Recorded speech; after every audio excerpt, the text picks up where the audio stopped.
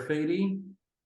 I'm a Palestinian-born Australian, live in Australia, Sydney. I'm with my friend Emmanuel Sahaf, and welcome FederationX Israel Palestine.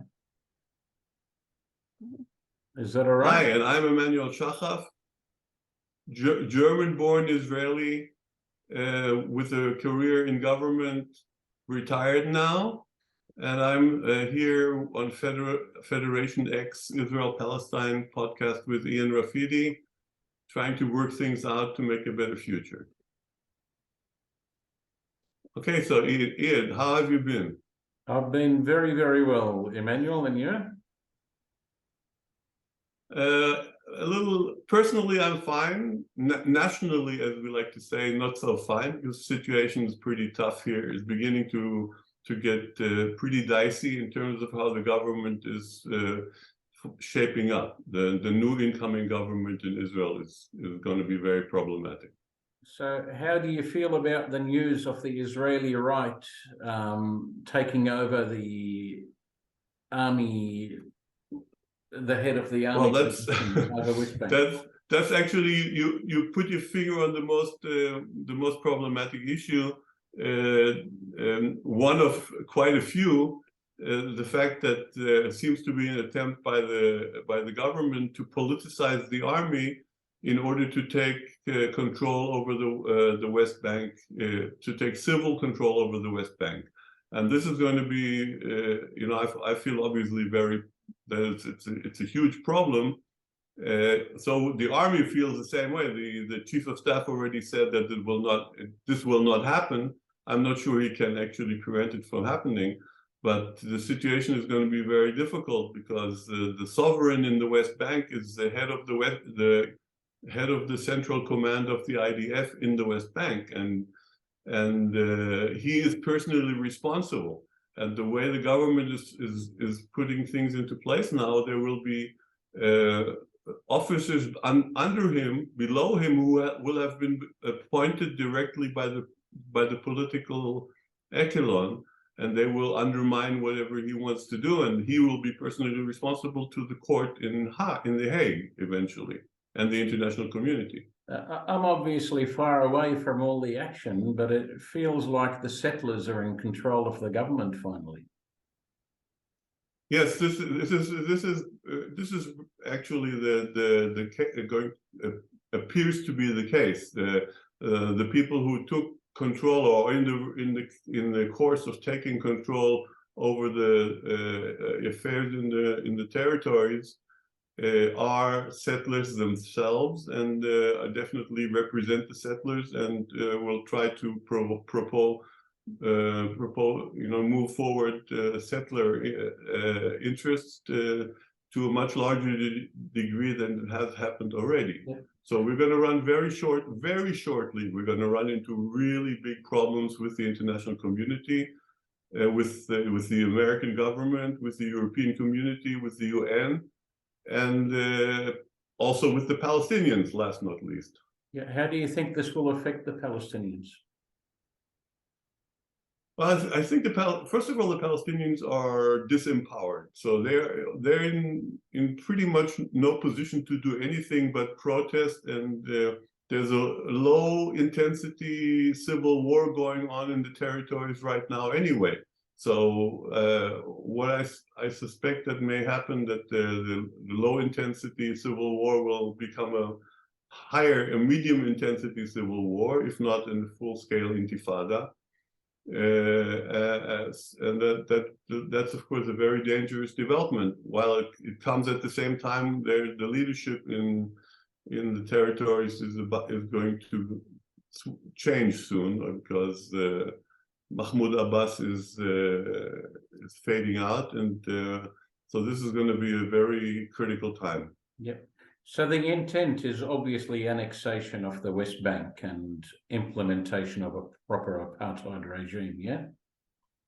Well, I don't think, I don't think they want to annex.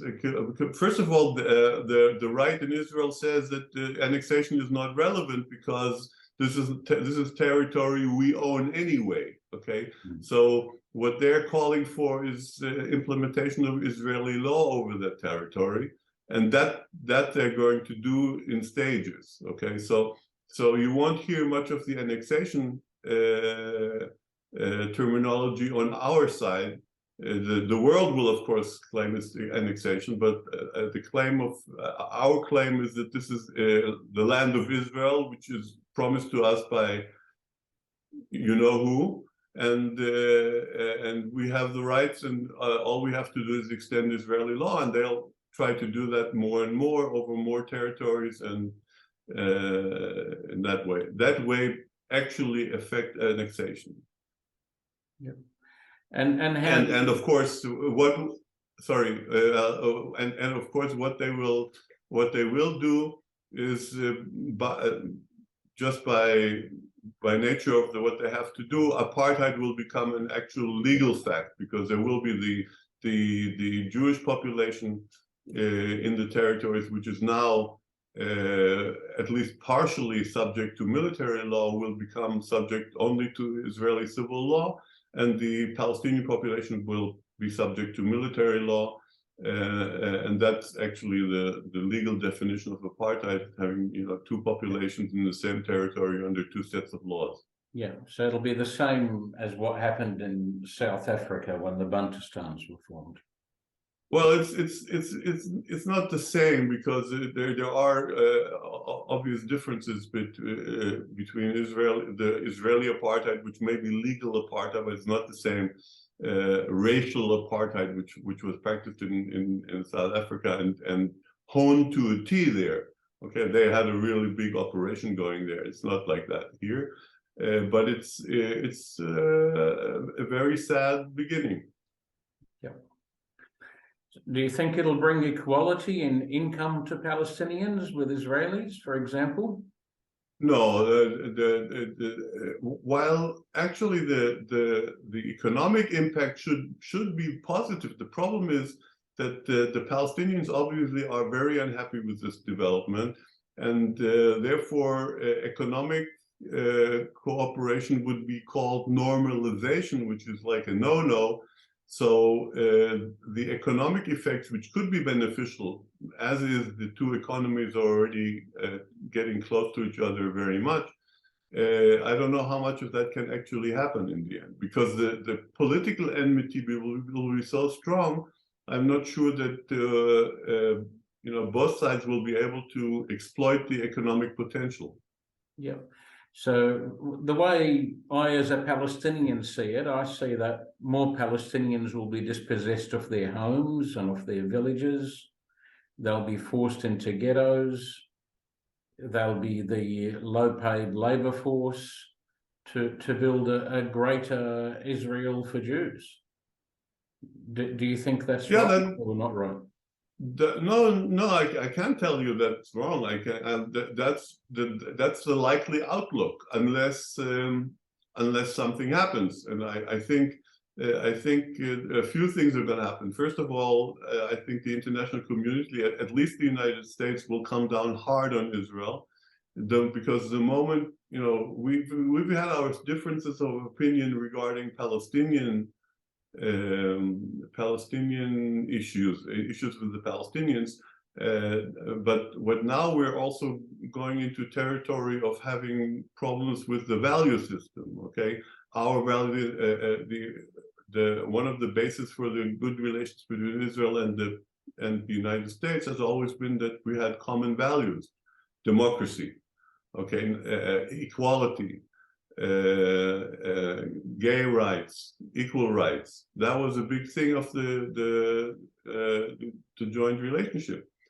And if we go off that track, and it appears that we're going to go off that track, and at the same time we have big differences of opinion regarding the Palestinian issue, the Americans are going to come down hard on us, and Israel will have a very difficult time dealing with that over time. Initially, not so much, but it won't take long, and we'll feel it, and so we'll have to respond and in some way mitigate that kind of change. And I don't know where that's going to go. So there was, when we first met, you won't remember, it was on the internet on Quora, and it was whether Israel is colonizing Palestine or not. Now with this move, do you see it different? Do you see that a colonial project is going on or not? No, there are certainly aspects of what Israel is doing that could be called a colonial project. Okay, it's not. It's the difference being, of course, that that Israel is not a colonial power, not in this territory. Okay, we are in this territory by right. We are an indigenous people. I don't think it's of any relevance for the politics. We are here. The Palestinians are here, and we have to get our act together. Okay, so using the colonial terminology is not going to do any good. It's not acceptable to Israelis. It's technically correct. Okay, well, there are, you know, most of us came back after 2,000 years, and we came from most of us came from Europe originally, and then we had some people who were kicked out of their Arab countries who joined us, and so we came and took over, so to speak. But this is not. This is again. It's a technical issue. Okay, and you can have historians argue. People even say it's a European colonial project. But we're dealing with the facts. Sorry. Yeah. That's all right. I think the only thing the Palestinians have to empower them are words, right? And words that the world understands. So apartheid, the world understands. Colonization, the world understands. And if we take these words away from the Palestinians, then we're disempowering them. The world won't see it the same way, and there won't be the same empathy. What do you think? Yeah, I can't tell you that is not so. You know, I can just tell you that it's not going to be. It's going to be effective with the world community, with the international community. Okay, it'll definitely put more pressure on Israel if you call it apartheid, especially when we're actually doing things which enforce this view of things. But in Israel, it's going, you know, it's going to be make it very difficult for Israel, because everybody's going to join together against the world, which is against us. Okay, there are a lot of people who feel very strongly that we're not colonizers. Okay, whatever we do, they don't play, and definitely not apartheid. You know, that's not apartheid. Whoever's been to South Africa knows it. And of course, it is not apartheid like South Africa. Okay, so the terminology is problematic, but I think you may be right that that's pretty much the only thing. I think there's one other thing left to the Palestinians, but you keep asking. Sorry, what do they have? No, the other thing the Palestinians can do is civil resistance. Okay, yes, which they haven't used in big scale.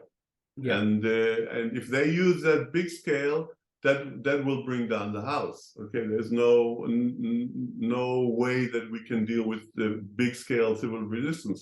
There may be violence and there may be casualties. There are casualties now, and there's a lot of violence now. But big scale civil resistance will be impossible to deal with other than negotiate. Okay, and other than come around somehow. I just feel that the Palestinians are like the gorilla in the cage. They've been in the cage for so long that you can leave the door open and they won't join a fight because of the fear of leaving the cage. I don't know if that makes sense to you. Well, first of all, the Palestinians certainly, I don't know how much of a gorilla they are, okay, but they certainly have the basis to be fearful, because whenever, you know, the intifadas they had, the first and the second intifada, were very brutal, and there were huge casualties. And one of the reasons that the Palestinians are unlikely to start more violence is because of the experiences from especially from the second Intifada, which was really very, very brutal for them, for us also, and so no, they don't want to go that way. But the way we keep up putting pressure on the Palestinians, then, you know, I don't know what's going to happen. Okay, I don't know where their breaking point is, and so we're in uncharted territory here. I think we're going into very dangerous territory. Does Israel consider the impact on world Jewry of its actions within Palestine as the world begins to know what's going on? So I think actually I think sadly enough, this incoming government is making a break with world Jewry. Okay, they're recommending legislation which limits the law of return to first generation, and that has a huge impact, if not practically, but emotionally on the diaspora. And if they get through with, if they implement that, they're basically telling world Jewry, you can, you know, we don't give a damn about you, which is a terrible thing. Yeah. So the Palestinian issue is like a minor add-on compared to that. Okay. Yeah. So my question is more about what you call anti-Semitism and I call racism. So the more impact Israel has on the Palestinians, I would assume that the more racism would be happening on. Yeah, that's another fallout. That's another fallout. We try to claim serially that anti-Semitism has nothing to do with what we do to the Palestinians, and it's something ingrained, and it's something in the roots, and it's something always there. Okay, which is to some extent is true. There's, you know, anti-Semitism has been there and is there, and it will be there regardless of the conflict. But to say that the conflict has nothing to do with it is ridiculous. Everybody knows that, first of all, much of the anti-Semitism nowadays, the modern anti-Semitism is Muslim, and much of that is based, not surprisingly, it's a result of the conflict and what the conflict does to people, how they feel about the Palestinians in the world. So we have to live with that. Yeah, well, and you look at people now like Kanye West and Chappelle, the comedian, and others that are speaking out. Do you think what Israel's doing will only empower those people more? Yeah, I think, first of all, some of them were quite civil. Chappelle, I listened to what he said. I took very little offense with what he said. But Kanye West, of course, he's off his rocker. No, but these things will come, you know, it'll become, this is legitimizing. What we're doing is legitimizing anti-Semitism. It's very simple. It's, look at what the Jews are doing, okay? This is like the worst thing that can happen. And of course, it will affect more than anything else. It will affect world Jewry, who at the same time, we're basically causing amplifying anti-Semitism abroad. We're telling them don't come, okay, which is like the antithesis of Zionism. I mean, that was the original idea of creating the state. Okay, now we're completely getting this mixed up. So you're throwing them in the fire and you're not giving them an escape route. Yeah, well, obviously that's not what's going to happen, but they're going to feel that way. Okay, yeah, that's the feeling that creates. You know, look what you're doing. You're making life difficult for us, and at the same time, you're telling us don't come, and that's what we're doing. So So do you think it could finally cause a break between world Jewry and Israel and start setting the record straight, or No, do you think I that's don't an think it'll. impossibility? I think I hope that we're going to get our act together and we'll have enough civil resistance in Israel, Israeli Jewish civil resistance against what this government is doing to stop the worst from happening. But everybody has to start playing hardball, including the U.S. administration, the Europeans, the UN, and world Jewry. Okay, and also our civil society. We have to stop just complaining and writing articles. We're going to have to go into the streets, and we have to possibly incur casualties because there will be violence. Okay, I'm pretty sure that this government is capable of it. But So, your comments yeah. here confuse me a bit. It's the people that chose the government that's in place. So it's the people that chose this right-wing fascist government. Why would they stand up against it? First of all, many of the people who voted for this government did not think that this would come about. Okay, that's quite clear. Okay, they weren't aware of the implications. Much of the vote for the extreme right was based on the personal feeling of insecurity in the streets, which much of it was basically media based. Okay, it's not half as dangerous in Israel's streets as the media made it sound. So the actual situation is now that they got more than what they asked for, and there's a very large part of the population who is against this government. Okay, so and even if it's only 30 or 40% who will go into the streets, the government can't. A democratic country cannot function if 30-40% of the population are not cooperating. Okay, yeah. If we're in the streets all the time or something, it won't be possible. Yeah. So as an Israeli, have you noticed a difference in the treatment of the government of what you'd call Israeli Palestinians or Israeli Arabs, or is that all normal? I didn't understand the question. So is there a difference with the treatment of this government of Israeli Arabs living in Israel? First of all, the new government hasn't been appointed yet. Okay, it will be probably by the end of the month. So we're still in the previous government, and but the expectations are that there will be differences.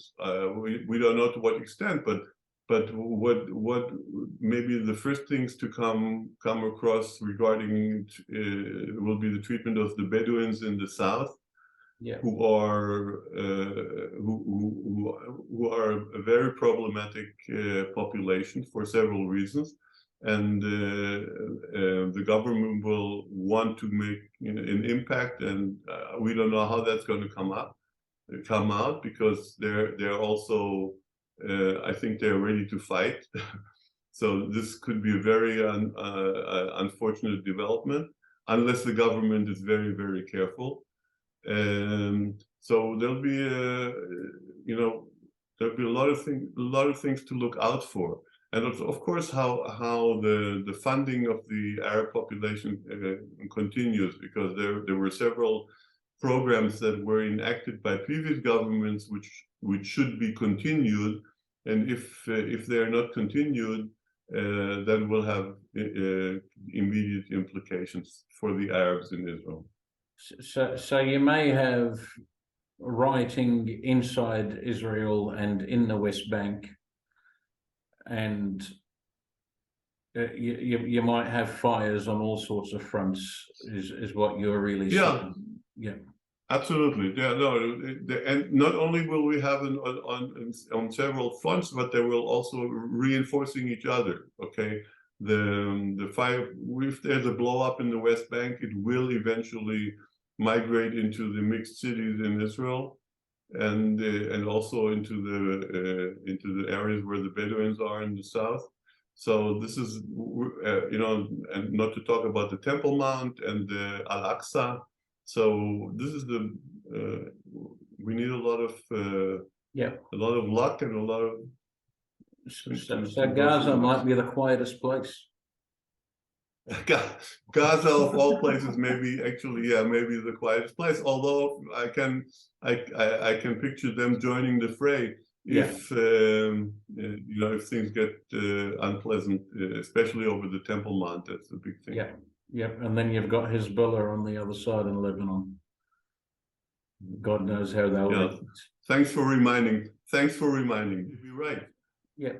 Look, and I really, I mean, I truly believe is what's happening is the colonizing. It's a colonial project. There's no question in my mind, right? And one way or another, depending on when you hear the word genocide, you always think of obviously a murder of a population.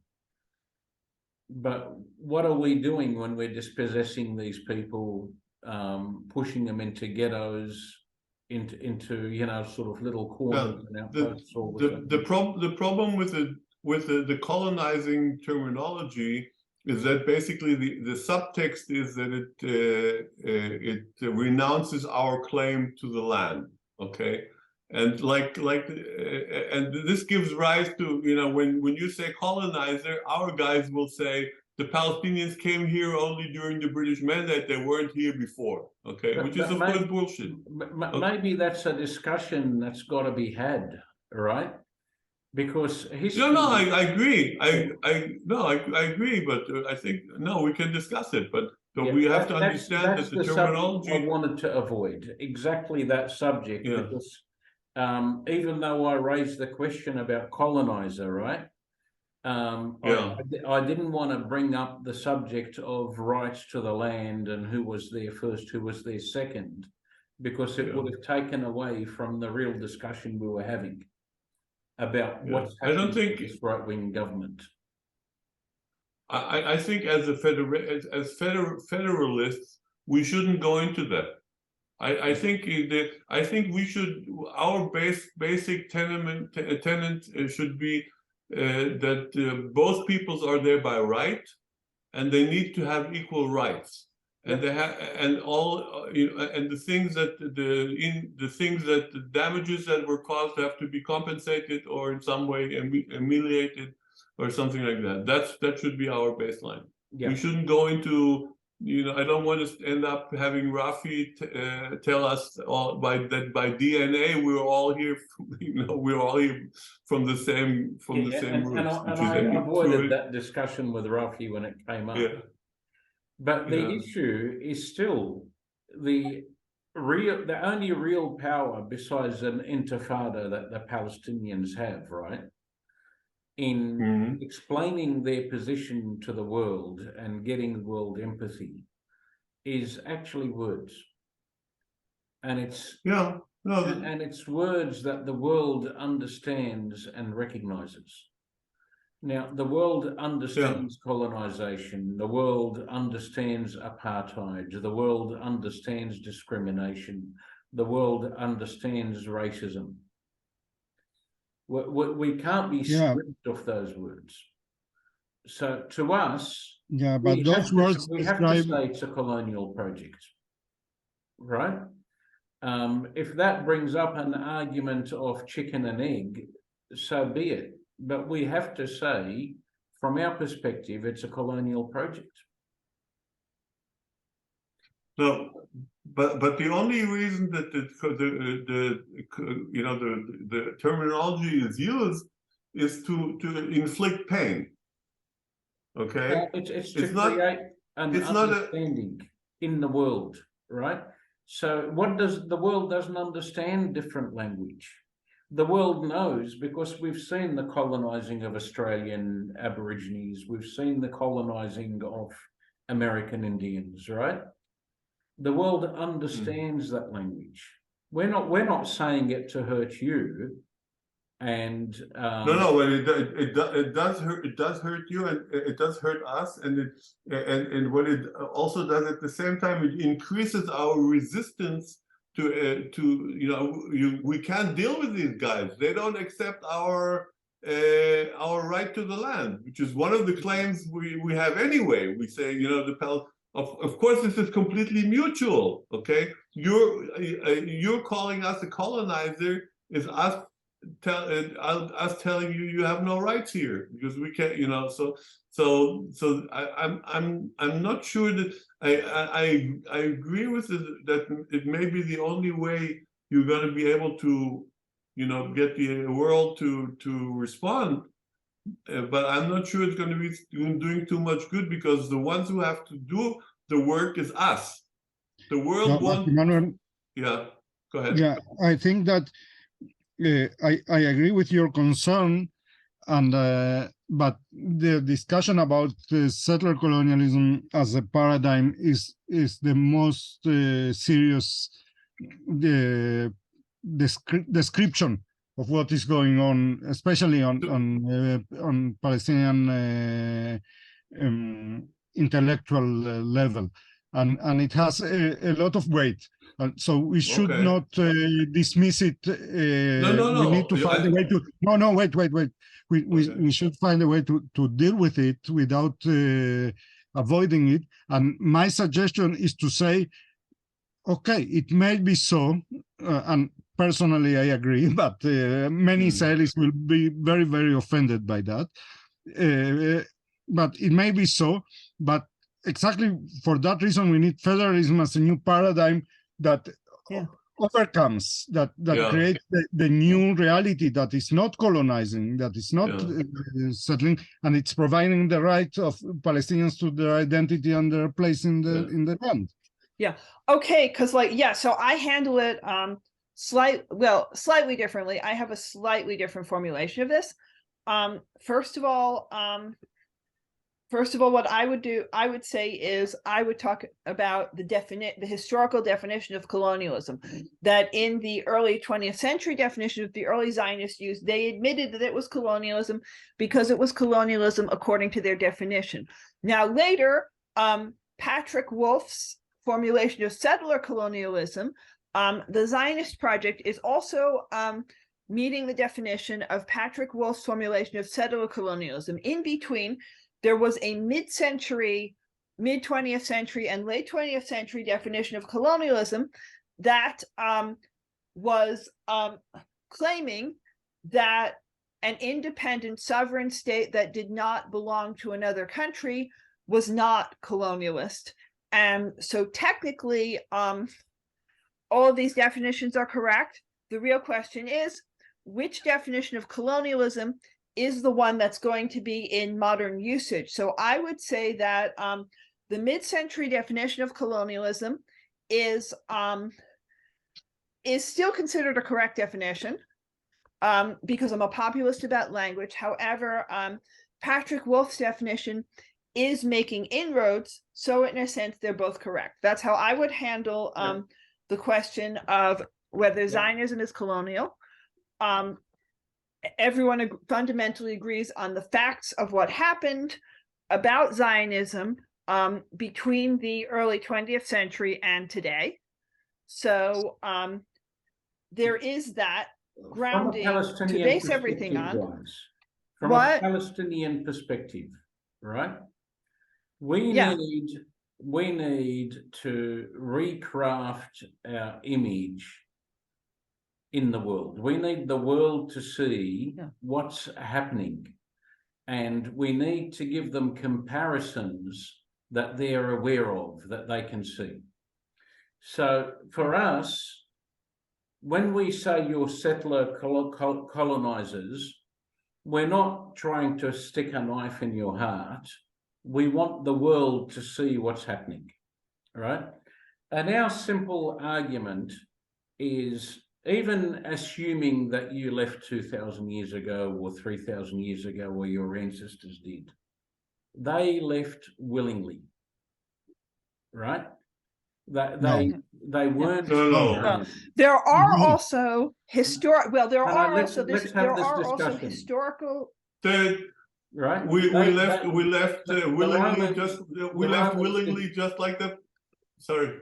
The Romans did not throw them out. That's a historical fact. The Romans moved them from Jerusalem to the Galilee, right?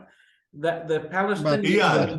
Iyad is historical facts from 2,000 years ago. You know, we're still arguing about the historical facts from 100 years ago. What we're saying here, this is our argument why it's a settler colonial thing, right?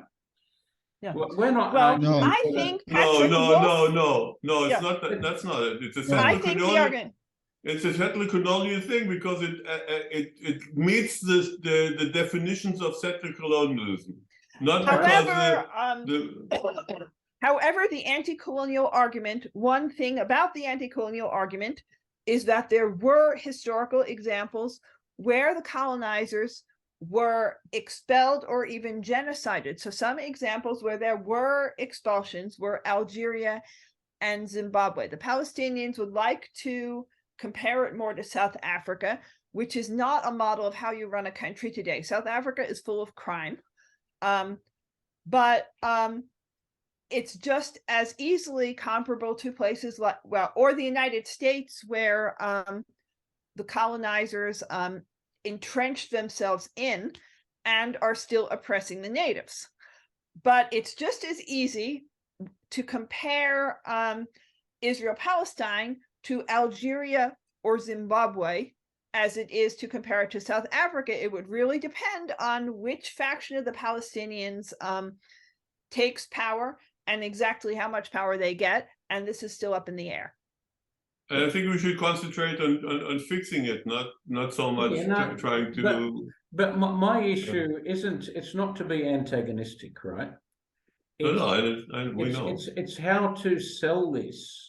Yeah. From a Palestinian perspective, not to Israelis, because Israelis, whether we acknowledge that you've got rights to the land or not, it doesn't matter. What's happened over the last 100 years to us proves that whether you've got a left government, a right government, a centre government, the march forward is going to keep going. It might slow down a bit under a left government, and it might be very fast under a right government.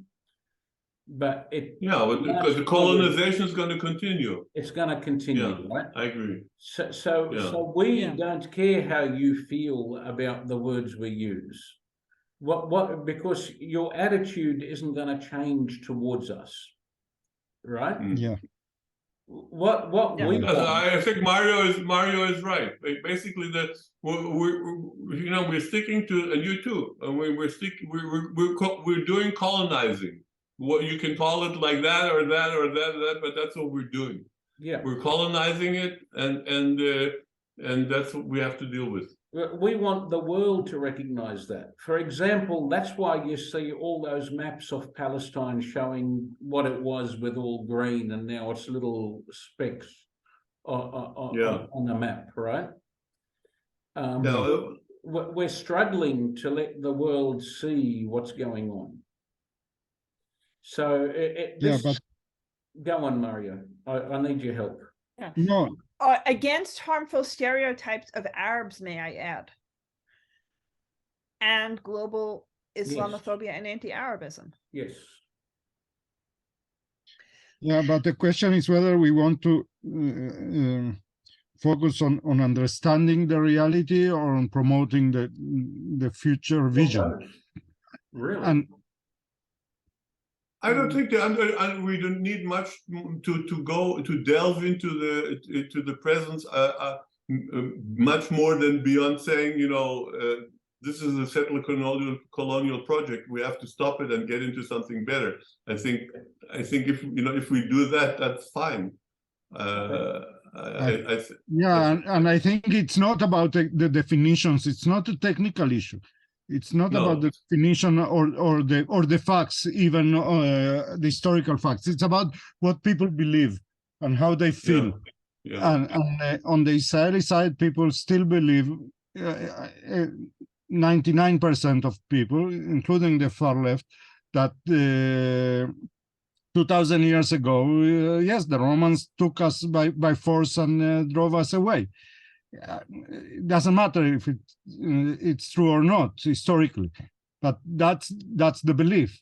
Yes. And just like most Israelis believe that the Palestinians in 1948 left on their own volition. I think that is changing already. I think that it's changing because there are some. It's closer, and there are many. There are more Israelis who official understand documents that, being declassified that show that it was not so.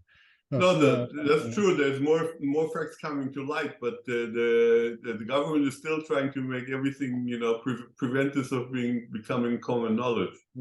Yeah, but it's not about the government. It's about the common people, and yeah. Okay. I think that in that term, that this is changing a little bit. Now we are going into a very reactionary period. Thank you for listening to our pilot podcast. We hope we enjoyed it. My name's Iyad Rafidi.